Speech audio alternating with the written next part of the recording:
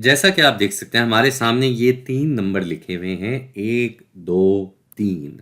ये अंग्रेज़ी में ऐसे नंबर लिखे हुए हैं और इन्हीं नंबरों को हम उर्दू में भी लिख सकते हैं। मिसाल के तौर पे ये 1 के नीचे उर्दू में 1 लिखा हुआ है, ये 2 के नीचे उर्दू में 2 और फिर ये 3 के नीचे उर्दू में 3 लिखा हुआ है।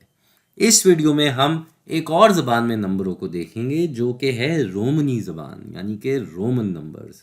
और इसको देखने की वजह ये है कि हम अमूमन ये नंबर शायद देखते भी आए हैं, लेकिन हमने इन पे आज तक इतना ध्यान नहीं दिया। मिसाल के तौर पे जब आप स्कूल जाते हैं और आपकी जमातें बताई जा रही होती हैं तो वो इस तरह से क्लास 1, क्लास 2, क्लास 3 नहीं लिखा होता, वो अमूमन कुछ इस तरह से लिखा होता है। ये 1 है, ये 2 है और ये 3 है। तो ये डंडों के हिसाब से नहीं बताया जा रहा है, ये अंग्रेज़ी का लेटर आई है जो कि रोमन में इस तरीके से नंबर की नुमाइंदगी करता है।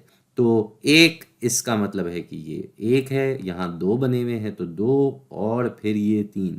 लेकिन ऐसा नहीं है कि रोमनी ज़बान में बस इसी तरीके से हम चले जा रहे हैं। और भी इसमें अलग-अलग लेटर आते हैं और इसको समझने की वजह भी ये है कि आप इसको कई जगहों पे देखेंगे। कभी-कभार आपको घड़ी में भी इसी तरीके से 1, 2, 3, 4, 5 रोमनी ज़बान में लिखे हुए होते हैं और इसकी एक तारीख़ी अहमियत भी है। और ये उर्दू में और अंग्रेज़ी में नंबर पढ़ने से ख़ासा मुख्तलिफ़ है। इसको हम अगर एक ख़ाके की सूरत में देखें तो ये हमारे सामने एक ख़ाका है जो कि बता रहा है कि कौन-सा हुरूफ़ कौन से नंबर की नुमाइंदगी कर रहा है। तो 1 हम देख चुके हैं कि ये 1 की नुमाइंदगी ये आई का हुरूफ़ करता है। फिर अंग्रेज़ी का एक हुरूफ़ होता है ये वी जो कि बताता है 5, या रोमन में अगर ऐसे लिखा हुआ है तो ये 5 के बराबर है। अगर रोमन में ऐसे ये अंग्रेज़ी का हुरूफ़ एक्स लिखा हुआ है तो ये 10 की नुमाइंदगी करेगा। इसी तरह ये एल है अंग्रेज़ी का हुरूफ़ जो कि 50 के बराबर होता है। इसी तरह ये सी है जो कि 100 के बराबर होता है। फिर ये डी जो कि 500 के बराबर और आखिर में ये एम जो कि 1000 के बराबर। ये जो है ये सारे नंबर हम इस्तेमाल करते हैं रोमन में समझने के लिए। तो इसमें एक जो ख़ासा फ़र्क है वो ये है कि कभी भी हम अंग्रेज़ी या उर्दू में एक जगह अगर हमें नंबर लिखना होता है तो इस नंबर की जगह पे 0 से लेके 9 तक के नंबर आ सकते हैं। मतलब एक जगह पे एक ही नंबर आएगा, 10 नंबर 0 से लेके 9 तक उनमें से कोई एक आएगा। लेकिन यहाँ हम देख रहे हैं कि 1 लिखने के लिए रोमन में हमने 1 की जगह ली, 2 लिखने के लिए 2 की जगह ली, 3 के लिए 3 की जगह ली। अलबत्ता 5 के लिए सिर्फ ये एक वी ही काफ़ी है।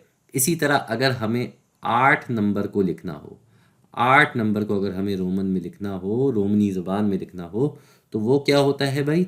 वो होता है ये 5 और इसके आगे हम ये 3 लगा देते हैं। तो ये हो जाता है कुल मिला के 8। और ऐसे कई और नंबर हैं जिनमें अलग-अलग फ़र्क देखा जाता है। मिसाल के तौर पे अगर हम 4 की बात करें तो 4 बड़ा एक मुख्तलिफ तरीके से लिखा जाता है। 4 दरअसल 5 से कम की सूरत में दिखाया जाता है, यानी कि ये 5 का वी आ गया और इसके पीछे हम ये आई लगा देते हैं ताकि ये 5 से 1 कम। अब यहाँ आप देख रहे हैं कि 5 के आगे 3 डंडे लगे हुए थे या 3 आई लगे हुए थे, डंडा नहीं कहना चाहिए।